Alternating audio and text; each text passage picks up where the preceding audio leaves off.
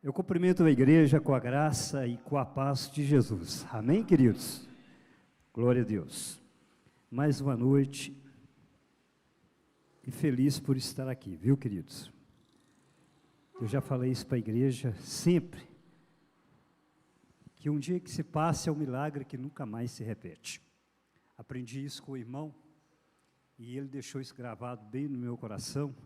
Podemos ter outros dias, mas iguaizinhos a esse, eu diria que não. Por isso a alegria de poder estar na casa do Senhor é muito grande, e a gente vai contando os dias, até quando tudo um dia terminar.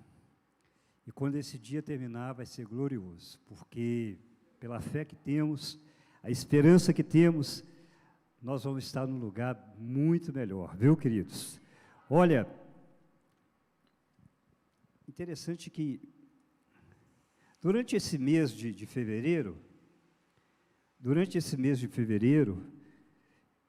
eu queria que os irmãos, junto comigo, ficassem atentos a tudo quanto Deus irá falar conosco através da revelação da Tua Palavra, no tema mensal, que é a nossa fé. E quando chegar ao final desse mês, eu acredito que isso vai acontecer de uma intensidade muito grande. Nós vamos colocar uma pedra ali, em nome de Jesus, mas uma pedra revestida com alguns testemunhos maravilhosos que o Senhor vai fazer para nós, em nome de Jesus. Viu, queridos? Então, esse mês, fique atento, eu tenho certeza que o Senhor vai usar os seus vasos aqui na igreja, pastor Júnior, pastor Benedito, pastora Sinara, que já deu, pastor Evandro, pastor Roberto e todos os que vierem aqui louvando, cantando.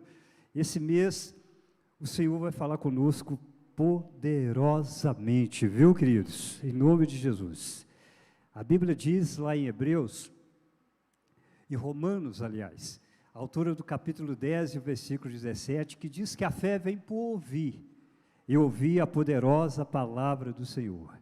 E eu tenho certeza que no final desse mês, nós vamos colocar aquela pedra ali, numa razão muito mais forte, porque a nossa fé, ela não vai ficar pequena como um grão de mostarda, ela vai crescer e virar uma árvore muito grande, viu, queridos? Você acredita nisso? Aplauda Jesus, glória a Deus. Glória a Deus. Querido, nós temos um tema, a fé que nos encoraja a prosseguir e nunca desistir. Vou repetir, a fé que nos encoraja a sempre seguir e nunca desistir. E esse texto, essa mensagem é baseada em Hebreus, na altura do capítulo 10 e o versículo 37 até o 39. Vai dizer assim: pois em breve, muito em breve, aquele que vem virá, e não demorará. Mas o justo viverá pela fé, e se retroceder, eu não me alegrarei nele. Minha tradução. Nós, porém, não somos dos que retrocedem e são destruídos, mas daqueles que crê e são salvos. Glória a Deus.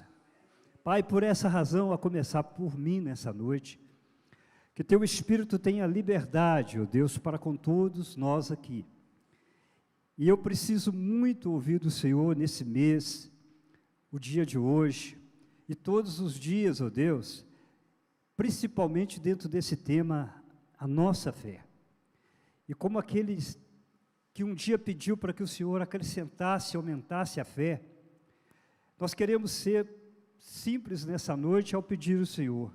Aumente a nossa fé também, ó Deus, para que nós possamos sair de uma plataforma e atingir uma maior, porque nós entendemos que é por ouvir e ouvir a Tua Palavra, e aquilo que o Senhor tem preparado para nós, e o Teu Espírito, Senhor, não será constrangido, ó Deus, em nos oferecer essa bênção tão grande, que é de poder receber um pouco mais de fé, ó Deus, para que nós possamos prosseguir e nunca desistir, não somente eu, mas toda a igreja, em nome de Jesus, em nome de Jesus.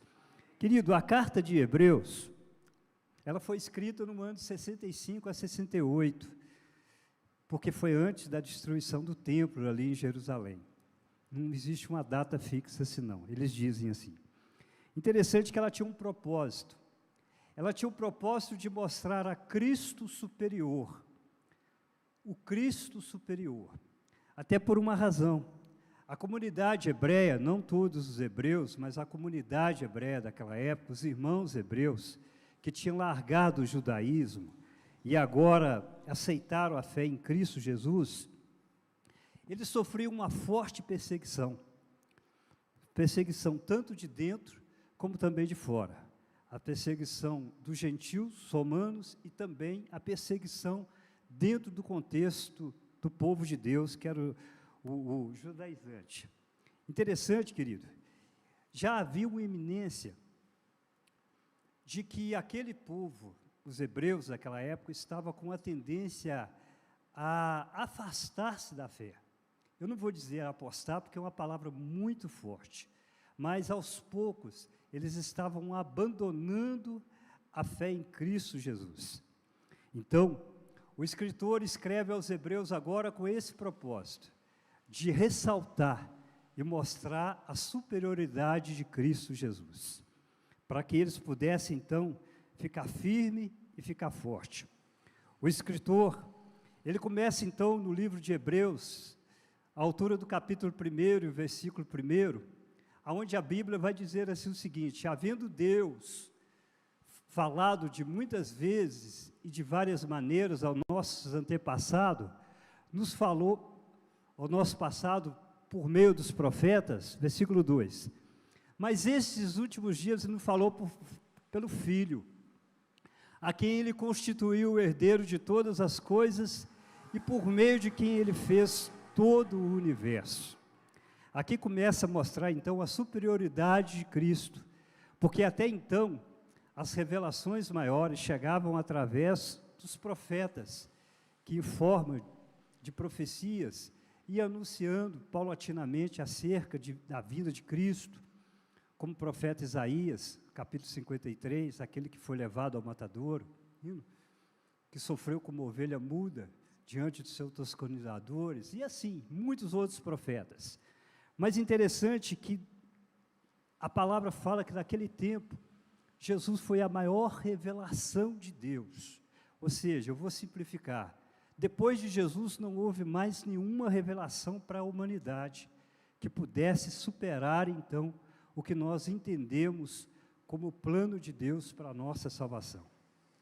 Interessante que quando a gente lê isso, a gente entende que Ele foi a plenitude de tudo, Ele completou tudo, até porque Ele era filho, Ele era herdeiro, e isso fazia com que até mesmo os profetas, conforme lemos, ficaram agora numa posição inferior, porque agora era a realidade atual do próprio Deus aqui.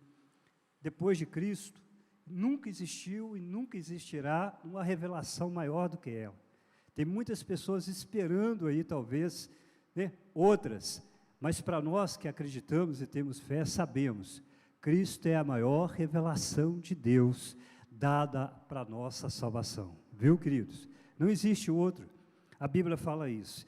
Interessante que o escritor ainda então começa a traçar algumas pessoas e também seres invisíveis. A Bíblia fala que Ele é superior aos anjos, até porque os anjos foram criados, Ele não, Ele foi gerado, não criado. A Bíblia fala que Ele então é superior aos anjos, porque foi Ele que criou os anjos, e Ele foi gerado e não criado por Deus.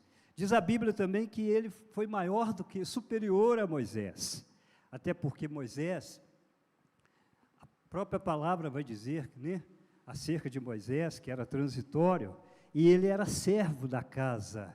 Moisés foi um excelente servo.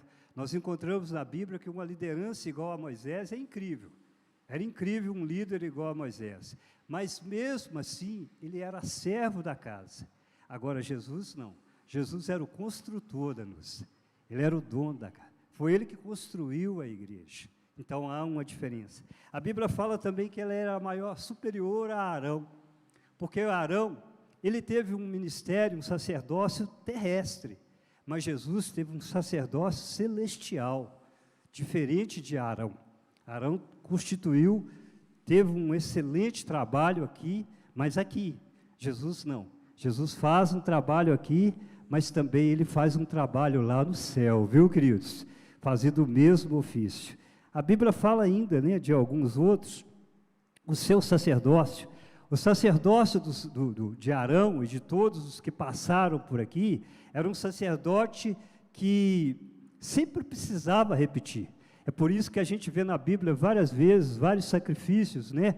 Muitas ovelhas sendo mortas, muitos sacrifícios diário, todo dia. Não dá para calcular o tanto de sacrifício que havia para que o povo então pudesse ser redimido ali pelos seus pecados. Mas a Bíblia, a minha Bíblia, a tua Bíblia vai falar que ele só fez um sacrifício uma vez. Ele só fez um sacrifício uma vez. Não precisou de vários sacrifícios. Por isso, o seu sacerdócio foi muito melhor. A aliança foi muito melhor. As nossas alianças que foram feitas aqui, desde a aliança abrâmica até o último, sempre resultou em figuras. A dele não.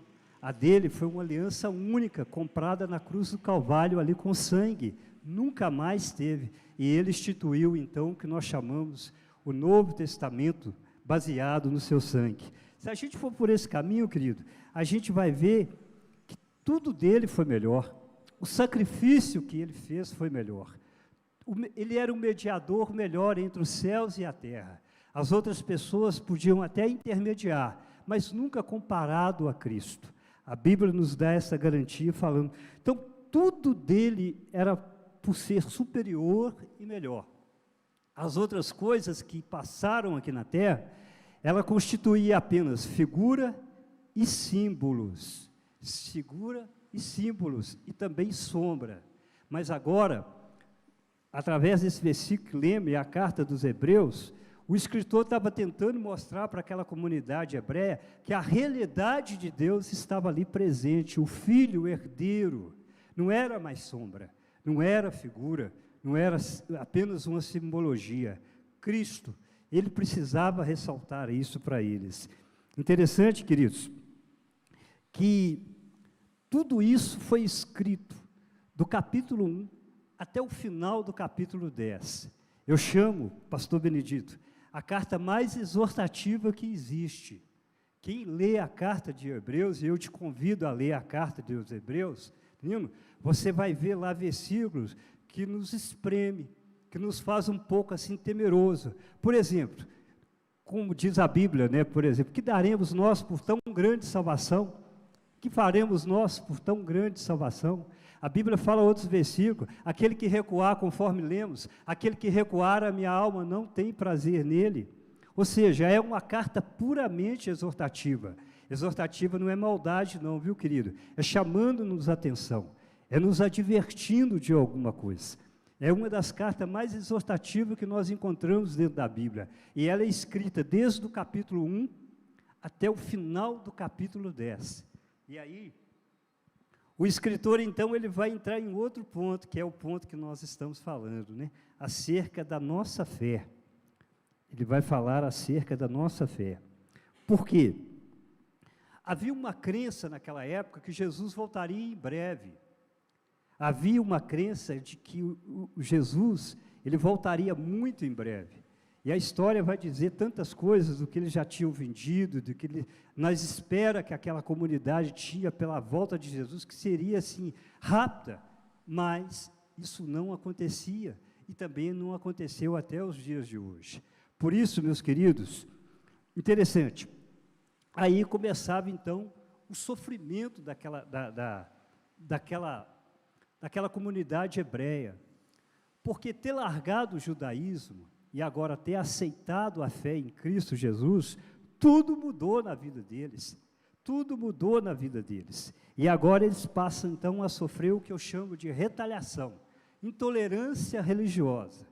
Imagine bem para vocês verem, a primeira coisa, eles tinham que ser expulsos ali da sinagoga, eles não poderiam frequentar a sinagoga, como antes faziam, eles As mulheres, segundo a história, diz que tinha assédios sexuais com as mulheres, tanto os líderes romanos como os outros líderes ali. Os homens recebiam chibatadas, apedrejamento, e se por acaso tentasse revidar ou qualquer coisa assim, corria o risco de ser morto ali. Os seus bens eram confiscados, as suas casas o Estado tomava conta das coisas que eles adquiriram ali naquele lugar. E tudo isso fazia um constrangimento social para eles. Era como antigamente, né, que há muitos anos atrás, quem dizia ser um cristão em Jesus, quando se falava que era um crente, as pessoas viravam as costas e não queriam nem saber. Hoje não. Hoje, é o meu jeito de falar, viu, querido? Hoje, para muitos, Marcelo, ser cristão é até status. De repente, você vê tantas celebridades aí, no mundo atual, dizendo ser cristão. Eu não vou entrar nessa área, mas eu sei. Tem tanta coisa aí que a gente acha que é um absurdo, porque hoje, ser cristão hoje é status. Antigamente não, querido. Antigamente não. Aí eu fiz uma pergunta para mim, Fernando, e faço para toda a igreja. Se essas coisas fossem no dia de hoje, se a retaliação fosse nos dias de hoje, se os nossos bens fossem confiscados, se as mulheres, a nossa esposa, filha, sofressem assédios sexuais, se fôssemos apedrejados, e se não pudéssemos pregar e nem falar nada, porque corríamos risco de receber chibatada, apedrejamento, ou até mesmo a morte. Como seria a igreja no dia de hoje? Como seria? Porque hoje, o nosso maior inimigo não são esses. Às vezes uma chuva como essa, um dia de futebol, por exemplo, é tudo que basta para as pessoas pararem. E eles nem sequer, naquela época, tinham uma igreja bonita como essa, queridos. Eles não tinham nada. A Bíblia fala que eles tinham que reunir nas casas, e alguns deles em lugares ermos, porque não podiam reunir, e eles não tinham templo, porque o templo pertencia ao judaísmo. E hoje, quando a gente pensa no Evangelho, pela Bíblia, e lembra desse grupo de pessoas que, como nós, aceitaram a Jesus como Salvador, e tem a mesma fé que eu tenho, a mesma fé que tem você, eu fico pensando, que graça que nós temos, com a liberdade de poder ir ao culto todo dia, se quiser, com a liberdade de falar para quem quiser, expressar a nossa fé para quem quiser, gritar o nome de Jesus, altas horas ou qualquer volume de voz, sendo que aquela comunidade aceitou o mesmo Jesus que nós aceitamos, mas sofria essas retaliações todas. Interessante que isso ia formando um constrangimento social, é claro, a gente sabe disso. Os colegas de trabalho viravam as costas, os familiares viravam as costas. E a gente viu muito disso em épocas passadas, que quando uma pessoa da família aceitava Jesus, os parentes nem queriam saber dele mais, pastor Benedito. Era assim, né? Quem conviveu, crente raiz de muito tempo, sabe disso. Hoje é um pouco diferente, né? Ou seja, muito diferente, bem diferente. Hoje ser crente não faz vergonha para ninguém. Hoje, uma Bíblia na mão, descendo para ir para a igreja, não traz constrangimento por ninguém. É perigoso ser até aplaudido mesmo. Mas naquela época, em tempos que a gente conheceu, coisa de 50 anos atrás, meu Deus do céu, meu Deus do céu. Se fosse nos dias de hoje, se nós fôssemos essa igreja hebreia, naqueles dias que tinham largado o judaísmo, assim como muitos de nós largaram a igreja antiga, abraçamos a fé e começamos a se receber esse tanto de retaliações. Interessante, tinha mais alguma coisa ainda. Quando o espetacular deixa de ser o espetacular? Porque eles tinham o templo, tinha ovelha sendo imolada ali todo dia, o sacerdote ali de linho fino, todo dia ali, aquela comitiva de frente, recebendo o sangue espargido, só não tinha a arca, porque a arca foi perdida há muito tempo, mas todos os rituais do judaísmo tinham, era palpável, igual estou batendo nessa mesa aqui, todos os dias eles tinham aquilo ali, as orações, as ofertas, tudo. Mas quando o espetacular deixa de ser o espetacular? Quando isso tudo acaba? Porque agora eles não tinham mais isso. Eles tinham apenas uma coisa, Carol, a fé em Cristo Jesus. É só isso que eles tinham. Num Jesus que veio aqui, morreu e foi para o céu com a promessa de voltar, mas até agora para eles não tinham voltado. E eles agora estavam desesperados com aquilo. E a Bíblia fala, pode ler em Hebreus, eles estavam como se perdendo a fé. Eles estavam como abandonando a fé, porque a pressão era muito grande. E agora, quando eles voltavam, Isaac, eles não voltavam simplesmente porque eles queriam voltar, mas eles precisavam de uma identidade. E essa identidade, eles só iam encontrar novamente quando eles voltavam lá no judaísmo, porque lá no judaísmo, ele ia sentir que estava no meio do povo de Deus novamente.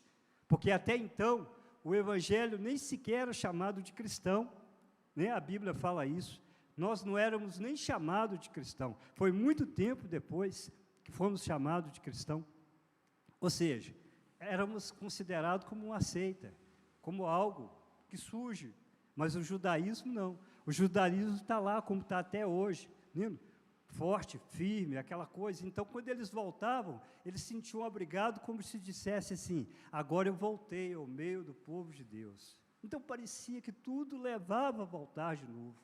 E aí, o escritor foi obrigado a escrever essa carta, tanto para mostrar a superioridade de Cristo, como também um estímulo para que eles não pudessem abandonar a fé, não largar a fé.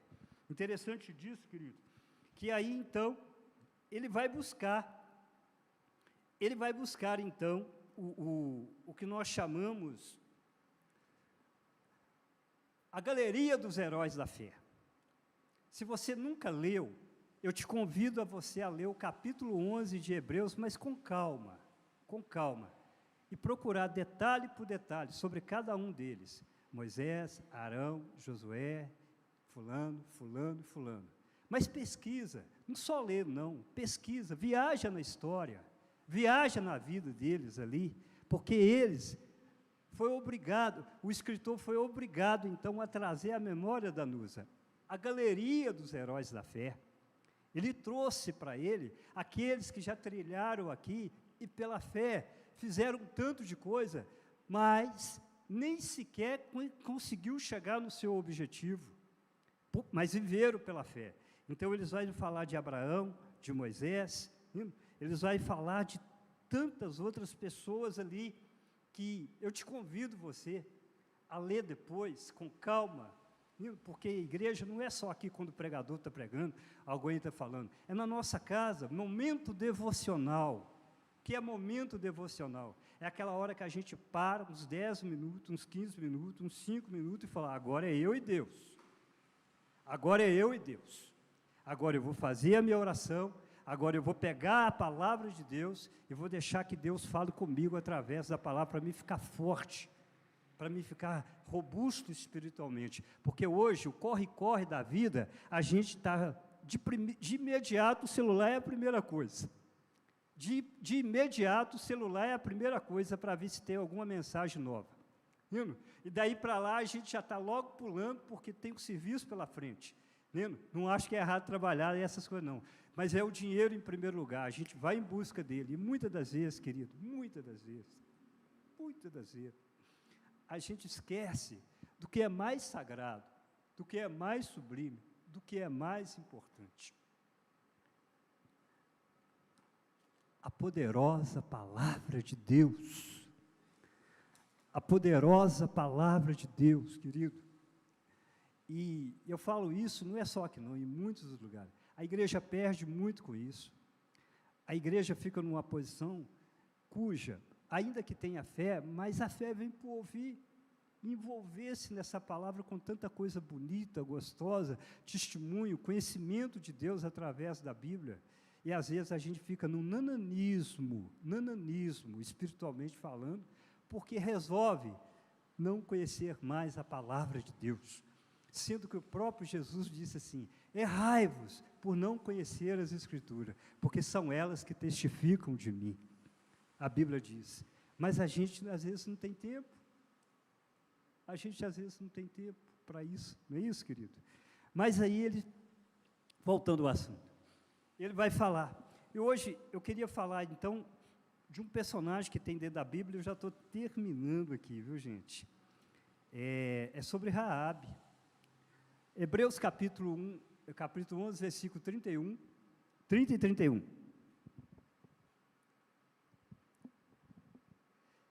Pela fé, os muros de Jericó, depois de serem rodeados 7 dias,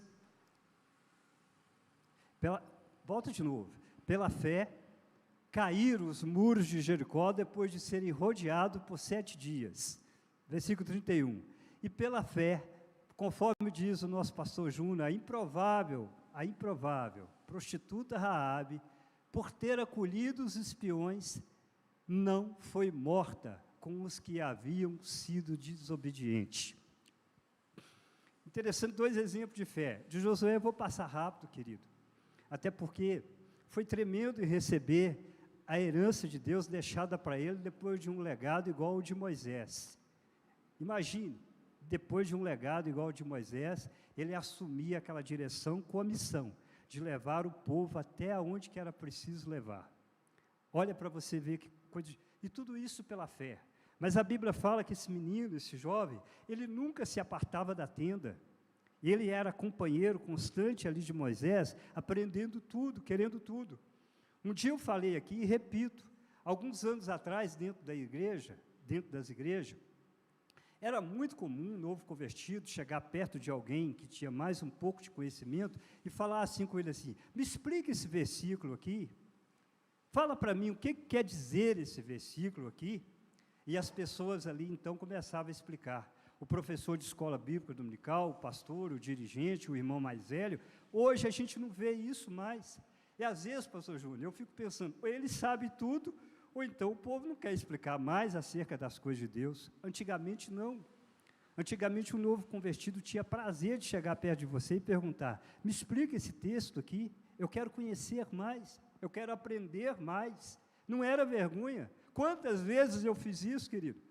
Quantas vezes eu aproximei de alguém e falei assim: esclarece para mim porque eu tenho dúvida. Josué era um tipo de pessoa assim. Menino, ele não apartava da tenda, ele estava ali pronto, ouvido atento, ligado, querendo saber do seu mestre Moisés ali. Por isso ele foi um dos indicados e foi o sucessor de Moisés, com a responsabilidade tremenda de fazer o povo ir até Canaã ali terrestre. Interessante que o povo tinha que atravessar e derrubar Jericó. O povo tinha que fazer isso. Por que, meu irmão Ivaí? Pelo seguinte: o que adiantava atravessar o deserto 40 anos, ter saído do Egito, passar aquilo tudo e chegar junto a Jericó e ficar parado do outro lado do Jordão? Que sentido que tinha isso? Que sentido que tinha atravessar o Jordão, o deserto o tempo todo, 40 anos caminhando? Agora eu estou do lado de cá do Jordão, Jericó está do outro lado, eu tenho que avançar e agora eu não vou não, eu vou ficar aqui. Não podia, isso não tem lógica. Querido, a Bíblia nos chama pela fé a avançar, glória seja dado o nome de Jesus. Esse avançar que eu quero dizer nessa noite está ligado a tudo que você, na verdade, tem como obstáculo, que eu tenho como obstáculo. O que é, por exemplo, conhecimento das Escrituras, uma oportunidade na igreja, um serviço dentro da congregação, ou qualquer coisa ligada que para você parece ser um tabu, uma grande coisa, algo muito difícil. Essa palavra que nós estamos trazendo é a mesma que Josué teve naquele dia. Jericó era tremendo, igual os Estados Unidos nos dias de hoje, ou a China, era uma potência, mas era preciso atravessar. Jericó tinha que cair, queridos. E como se consegue isso? Pela fé. É pela fé, querido, porque dentro de uma lógica comum, qualquer um teria medo. Jericó era uma cidade, assim, praticamente, sem chance de ser destruída a olho comum, ou na carne ou no braço. Mas a fé, ela move montanhas, queridos. Diz a Bíblia, que se a gente tiver fé de um grão, a gente fala com aquele monte, passa para lá e ele vai. É claro que isso é simbólico, viu, querido? É os obstáculos da nossa vida. Deixa eu te falar essa palavra que eu considero profética nessa noite. Está tendo algum obstáculo? Está tendo alguma montanha difícil? É um problema na advocacia, é um problema dentro de casa, é um marido doente, é um filho que está trazendo problema, é um casamento que está descendo pelo ralo. Eu estou te convidando nessa noite pela palavra em nome de Jesus. Um pouquinho mais de fé e isso aí vai desaparecer em nome de Jesus. Esse monte vai desaparecer em nome de Jesus. Glória a Deus. Bendito seja o nome de Jesus. Era preciso. E aí ele chama então o que naquela época até hoje funciona como estratégia de guerra. Os 2 espiões. Diz a Bíblia que Josué chama agora 2 dos seus e diz assim: olha, vá até Jericó e sonda tudo. Olha tudo que está acontecendo ali para que nós possamos. Diz a Bíblia, então, que eles foram e entraram justamente na casa de Raabe ali, a prostituta. A prostituta. Porque talvez ali, imagino eu, porque talvez seria o lugar de acesso, o lugar mais fácil que os viajantes pudessem entrar e sair, sem muito chamar a atenção. Igreja não tinha naquela época, querido, lá em Jericó. Era o lugar certo, então, para que eles pudessem, então, ficar camuflados diante de todos ali, sem chamar muita atenção. Mas, Pedro, o serviço da inteligência também de Jericó funcionou, porque assim que eles entraram lá, o serviço da inteligência entrou em ação, e eles ficaram sabendo que 2 espias estavam agora na casa da prostituta, e eles foram lá, pedindo para que colocasse eles para fora. Aí, ela pega então e começa a entrar numa coisa muito bonita, querido. Ela começa a usar de astúcia, dizendo que provavelmente eles entraram, mas já tinha ido embora, em outros caminhos, descendo pelo val de Jaboque ali, provavelmente. Interessante, queridos, é que o versículo 9 vai falar alguma coisa sobre isso. Vamos lá, versículo 9. 2, versículo 9 de Josué. 2 e versículo 9 de Josué. Isso é muito lindo, isso é muito bonito. E disse-lhe: eu sei que o Senhor Deus deu a vocês essa terra. Ela sabia, querido. Quantos crentes que às vezes não sabem, mas essa mulher sabia. Essa mulher sabia a história de Deus, antes deles chegarem ali. Eu sei que Deus vai te dar essa terra, que vocês nos causaram medo terrível, e todos os habitantes dessa cidade estão apavorados. Ela conhecia a história de Deus, antes de Deus chegar naquela terra. Ou seja, ela já tinha fé guardada dentro do seu coração. Eu não sei a intensidade, se era grande, se era pequena, mas ela já tinha aquela fé. Eu queria falar sobre os 3 pontos divididos da fé, mas deixa para depois. Interessante que ela já tinha fé, queridos, o suficiente para dizer: eu sei, eu estou sabendo. E olha que não era nos dias de hoje, como a gente aciona um WhatsApp, qualquer coisa, e eu já sei da guerra da Ucrânia, eu já sei o que está acontecendo nos outros países, eu já sei todo o movimento em todo mundo, porque basta eu baixar a tela no celular ou na televisão, eu estou sabendo. As mensagens lá era muito difícil, era quilômetros e mais quilômetros de viajante, de montaria de animal, de correios, por outras formas. As mensagens não eram como no dia de hoje, por exemplo, que você fica sabendo instantaneamente, senão, mas ela coletava tudo aquilo dentro do seu coração, querido. Ela coletava tudo isso dentro do seu coração. Continua, o versículo 10, talvez é mais bonito ainda, 2 e o 10. Pois temos ouvido como o Senhor secou as águas do mar Vermelho perante vocês, quando saíram do Egito, e que vocês fizeram a leste o Jordão com Seom, Og e os 2 reis amorreus que aniquilaram. 11. Quando soubemos disso, o povo desmaiou-se completamente por causa de vocês todos, e perderam a coragem, pois o Senhor, o seu Deus, é Deus em cima dos céus e também embaixo da terra. Isso é testemunho de incrédulo. Isso é testemunho de incrédulo. Isso não é uma pessoa convertida. Isso é gente que ouviu falar da história de Deus. É gente que conheceu a Deus através da história, querido. Daquilo que foi passando, passando, e até chegou e ela foi guardando no coração. Eu imagino o coração dessa mulher dizendo: que Deus é esse?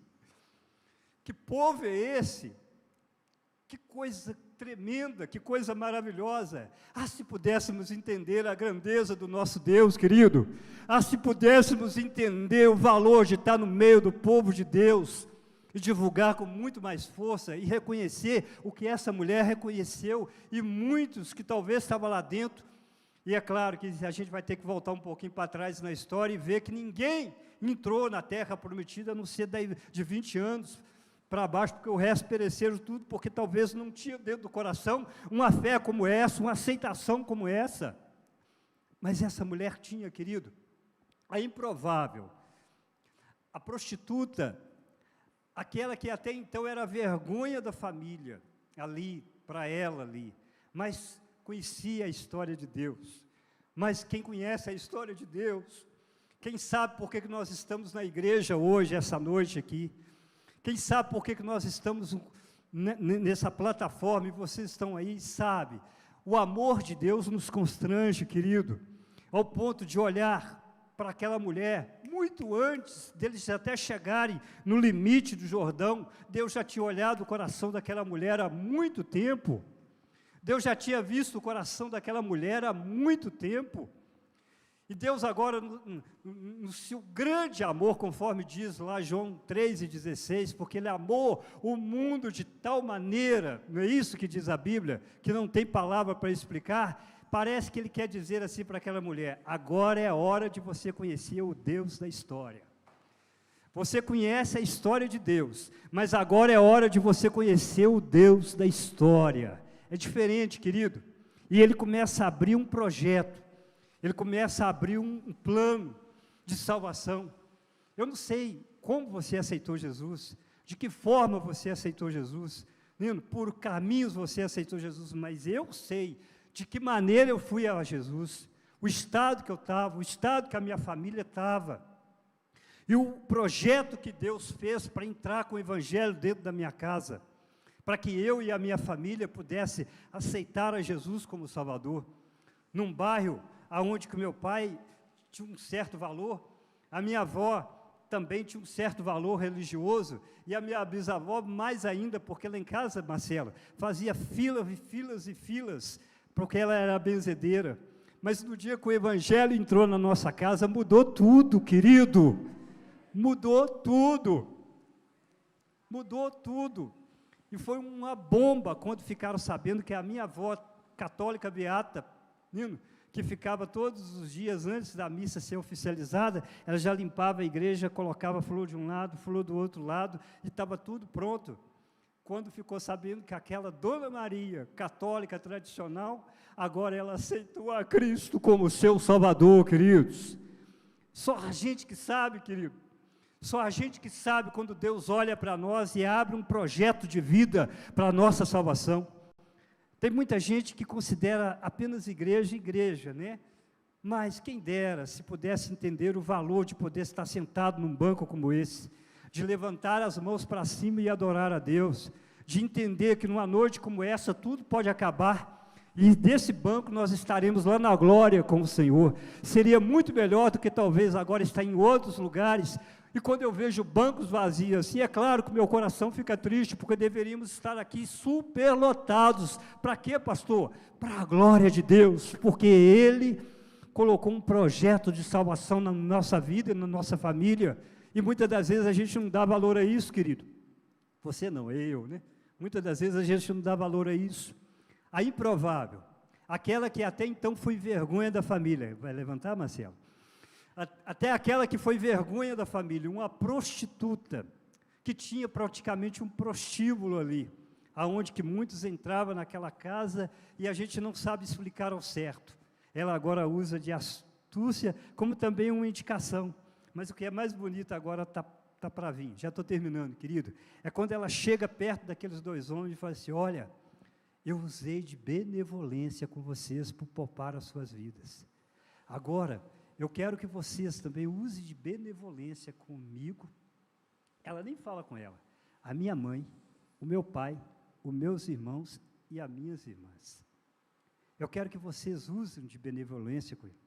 E a Bíblia fala que naquele diálogo, aquele pacto ali, foi oficializado, então, a condição daquela mulher poder, então, receber, caso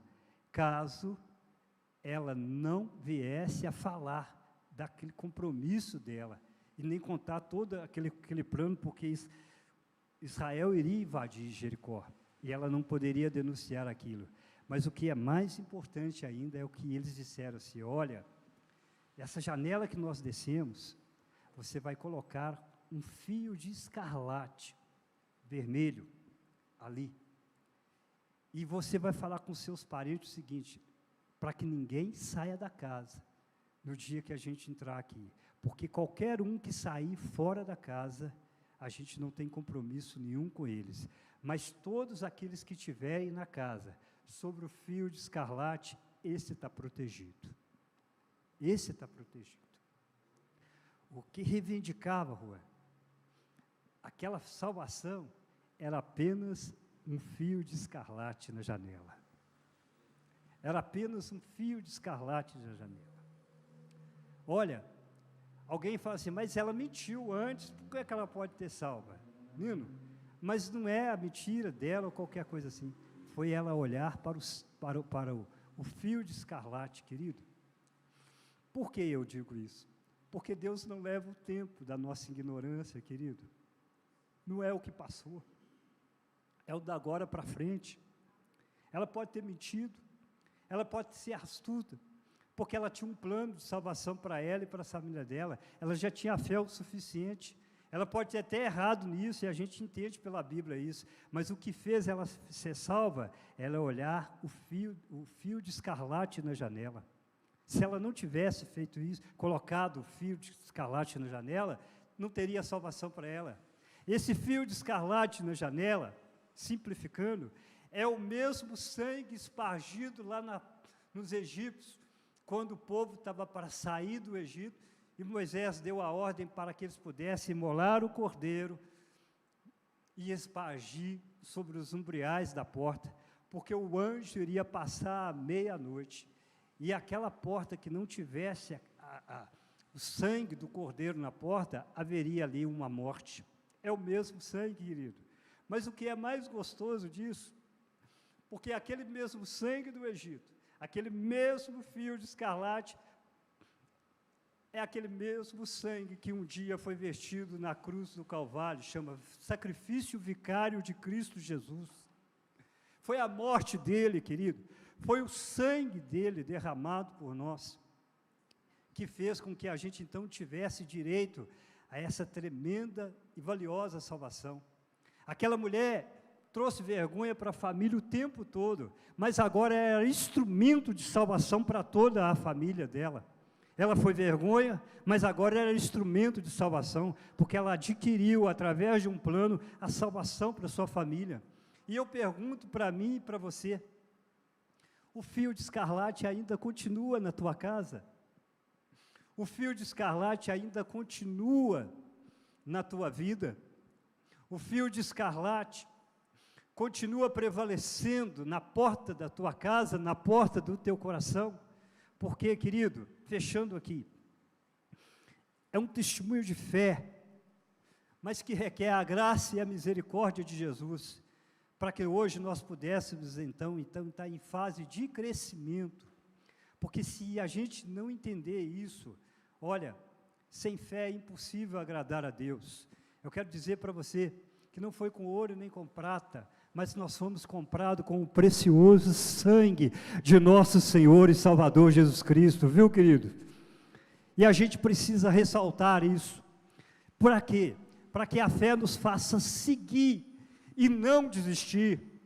Porque o que eu conheço de pessoas que já passaram por púlpito, que já cantaram louvores a Deus, que já tocaram, pastores, pregadores, mas hoje estão do outro lado porque abandonaram a fé. Mas não, que nós possamos entender essa fé que chegou até a nós e darmos valor a ela em nome de Jesus. A fé que nos leva até o céu, querido. A fé que nos leva até o céu. Porque assim como Josué atravessou o Jordão e chegou a Jericó, nós também um dia atravessaremos o Jordão dessa vida e estaremos para sempre com Jesus ali na glória, viu, queridos? Mas precisa ter fé. E tem muita gente que está abandonando a fé, principalmente nesses últimos dias. As investidas de Satanás, as mesas de Satanás. Vamos colocar de pé?